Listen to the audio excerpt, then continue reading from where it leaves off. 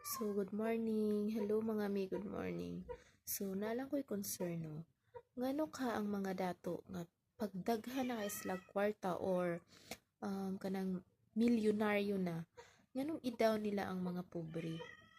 Naglipog ko, nganong idaw nila ang pobre? In fact, pasalamat sila nga nitaas sila or daghan sila kwarta because di na sila magkalisod.